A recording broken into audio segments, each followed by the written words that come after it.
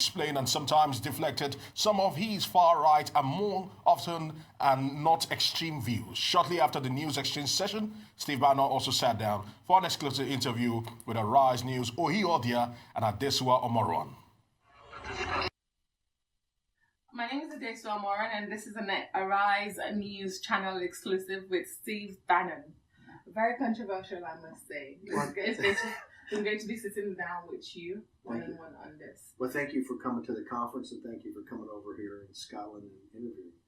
Let's talk about the conference. So you said so many things that are going to grab the headlines in coming days. For instance, you said that the President Trump's immigration policy has to do with humanitarian. Exactly. Did your head blow up when I said that? No, it didn't blow up. It's still on my neck. But really, do you think that's what it is? Yes.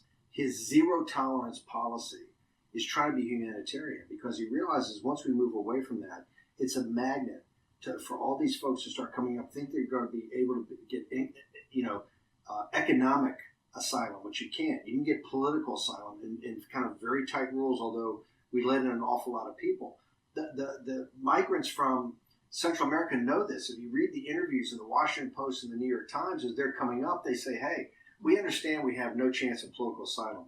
What we're going to try to do is make a mad dash across some of the undefended part of the southern border. Hope Border Patrol picks us up, and then we'll game the system and be able to be released into the U.S., and we'll just stay for a couple of years. What we're doing is enticing the cartels. Remember, the cartels have really gotten to one extent out of the drug business and in the human trafficking business. It's the same thing in sub-Saharan Africa. It's the cartels coming up to North Africa that are making billions of dollars on this human misery. Forget the rapes and all the other horrific conditions they're imposing upon these people. These are massive money-making operations. I think what President Trump is saying is that, hey, economic migration is not a concept to come to the United States. You either get in line to emigrate to the United States, which we understand takes years, or you can try to get political asylum in kind of very tight definition of political asylum. And there's only points of entry you can do that. So my point is, I know at the beginning, and people say it's kids in cages, but what it's trying to do is stop these things like these massive caravans, which really these people don't have any real option of getting into the United States legally, and therefore to be able to really become immigrants. What do you think about press freedom? And trying to stand on the press. Well, listen, I think he is for a free press. Remember, there's a difference when you have a free press and the press starts to become advocacy. And the reason I call it the opposition party, I believe that most of the mainstream media are advocates for this kind of globalist system that we have. And clearly Donald Trump triggers them and they hate Trump.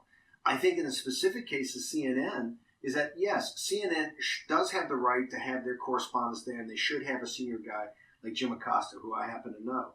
But I do think that Jim Acosta, you have to comport yourself in a certain manner with the office of the president, even if you detest Donald Trump and your audience detests Donald Trump. And part of that is you just can't be getting into these kind of bickering, when he's doing these press conferences where he's sitting up there for an hour taking 30 and 40 questions, you don't really have the right to sit there and get into an argument with the President of the United States or a debate. You're supposed to be a journalist. Ask your question. If he doesn't answer them, try to follow up, but you can't get it. What I think Jim did is cross a line, and I do think the CNN should get it back, but I think it requires the president of CNN, Zucker, to sit down with the president and kind of work this thing out. But look, I ran Breitbart, which we had very, very limited access, right? I'm a big believer in free press. I'm a big believer in the press's right to have access. Let me ask you this. What do you think about President Donald Trump's policy when it comes to Africa? So the continent is opening up really fast for a lot of businesses. It's the new frontier for economic growth. We've seen Europe. China has been leading that in about a decade. But now we see Europe trying to catch up. However, don't you think that the U.S. is missing in action? Well, so what I've advocated, I think, because particularly with the migrant issue coming up from sub-Saharan Africa, you need both Europe and the United States more engaged. I think one of the things that President Trump's policies, particularly vis-a-vis China, is he's saying, watch out. The policy of China and the Chinese regime in Africa is nothing more than the British East India Company. They've used that strategy, what I call predatory capitalism. What they intend to do and what they are doing, you see it all the way, not just the One Belt, One Road, but or what they're doing in the Maldives and then into the sub-Saharan Africa is they're lending money that they understand these infrastructure projects are not going to be able to pay back. They're importing a lot of Chinese labor, particularly in the high value-added jobs, and not using the indigenous population, which has a number of obviously trained and great civil engineers. Do you think this is colonialism all over again? I think it's 100% colonialism. I think when you look at China, particularly the Chinese elite, the CCP, is a Han-centric, hyper-nationalistic society, right? And at a certain level, it's quite racist. I think what they're doing in sub-Saharan Africa, it's predatory capitalism. They understand that on many of these projects, you're not going to be able to pay back the loans. You're not going to be able to pay back on the cash flow that comes out of it. They intend to then foreclose on it and take, I think, more and more active control of some of these countries. That's why I think you're seeing many of the leaders in Africa today saying, hey, we see what the Chinese are doing here. What we're uncomfortable with, they're bringing in so many Chinese engineers and others to actually run these projects that we've got to get Europe down here. We've got to get the United States. I don't think there's any doubt. In the United States, remember, we set up an Africa command of one of our central forces like CENTCOM to kind of make sure that we focus on the security. I think the United States has to have, with Europe, much more engagement in sub-Saharan Africa, just like the United States has to have much more engagement in Central America to kind of help the people in those regions sort these problems out for themselves in their own region. Look, people, when they're interviewing the migrants coming up through this brutal journey up through North Africa and then into Europe, none of them are saying, hey, I want to leave my homeland because I want to. They're all saying it's because of economic, right? There's no economic opportunity. And that's the thing. The working class and the social welfare system in Europe clearly can't take the amount of people that want to come. Therefore, this has to be sorted out in Africa. And I think some sort of combination of the Arab nations, Europe, and the United States have got to get much more engaged, because this predatory capitalism by the Chinese Communist Party is only going to cause terrible, terrible trouble in the years to come.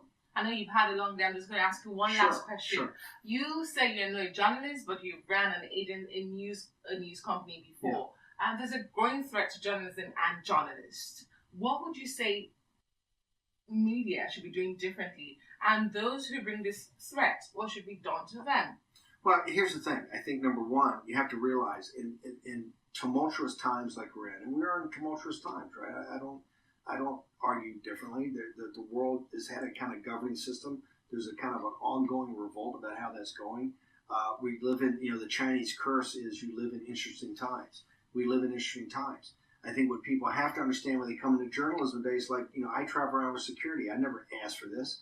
You have to realize if you're in this game, there's going to have certain danger to it. I think one of the things you do is just make sure your reporting is accurate. Make sure your reporting is truthful. When you transition over into advocacy, right? And by the way, Breitbart we were advocacy journalism. We were quite partisan. We're very proud of that. And we had threats all the time. We had all kind of stuff happen to us and potentially happen to us. You have to realize that it's a dangerous place. And I would love to be able to wave a magic wand and say that's all going to be better, but it's not going to be better. And particularly in areas like in Africa, we have, Africa is going to be it's a geopolitical cauldron right now. You have the great powers, just like back in the colonial era.